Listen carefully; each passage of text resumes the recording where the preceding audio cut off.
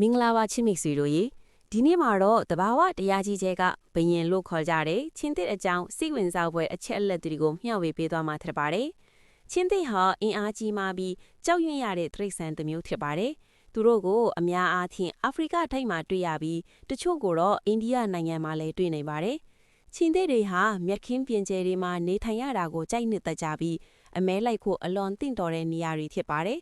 ချင်းသစ်တွေဟာ pride လို့ခေါ်တဲ့အုပ်စုလိုက်နေထိုင်ကြပါတယ်။ pride တစ်ခုမှာမိခင်ချင်းသစ်တွေကလေးချင်းသစ်တွေနဲ့အဖေချင်းသစ်တစ်ကောင်သို့မဟုတ်နှစ်ကောင်ပါဝင်ပါတယ်။အမေချင်းသစ်တွေကအမဲလိုက်တာကိုအဓိကလုပ်ပြီးအဖေချင်းသစ်ကတော့မိသားစုကိုကာကွယ်ပေးပါတယ်။ချင်းသစ်ရဲ့အတန်မြည်ဒီဟာအဝေးကနေတောင်ကြားနိုင်ပြီးသူ့ရဲ့နမ်းမြေကိုကြည်ညာတဲ့အတန်ဖြစ်ပါတယ်။ချင်းသစ်တွေဟာတဘာဝစနစ်ကိုထိမ့်သိမ်းပေးနေတဲ့အရေးကြီးရဲ့တိရစ္ဆာန်တွေဖြစ်ပါတယ်။ဒါပေမဲ့ယနေ့ခေတ်မှာလူသားတွေရဲ့တစ်တော်ဖြစ်စည်းမှုနဲ့အမဲလိုက်မှုကြောင့်ချင်းသစ်အရေးအတွက်လျော့နေပါနေပါတယ်။ဒါကြောင့်ချင်းသစ်တွေကိုကာကွယ်ကြပါစို့။တဘာဝတရားကြီးကိုထိမ့်သိမ်းကြပါစို့။ဒီဗီဒီယိုကိုသဘောကျရင် like ပေးပါ။နောက်ထပ်စိတ်ဝင်စားဖွယ်တဘာဝနဲ့တိရစ္ဆာန်အကြောင်းတွေကိုကြည့်ချင်ရင် follow လုပ်ထားဖို့မမေ့ပါနဲ့နော်။ကျေးဇူးတင်ပါတယ်ချစ်မိတ်ဆွေတို့ကြီး။ချင်းသစ်လိုင်းယန်ရဲ့အချစ်အကြောင်းချင်းသစ်ရဲ့အချစ်အကြောင်း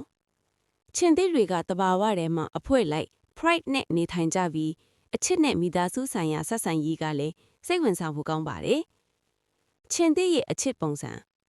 များသောအားဖြင့်အမျိုးသားချင်းသစ်တစ်ကောင်နဲ့အမျိုးသမီးချင်းသစ်အများပြားတို့အဖွဲတစ်ဖွဲအနေနဲ့နေကြပါတယ်။အမျိုးသားချင်းသစ်ကသူ့အဖွဲကိုကာကွယ်ပေးပြီးအန်ဒီရီကိုတားဆီးပေးပါတယ်။အမျိုးသမီးချင်းသစ်တွေကအမဲလိုက်ကလေးတွေကိုထိန်းချောင်းစောင့်ရှောက်ပေးကြပါတယ်။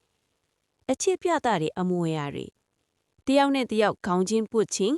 လေဘေးနာကိုလျှာနဲ့လက်လှန်လန်းလိမ့်ပေးခြင်းအနားမှာအ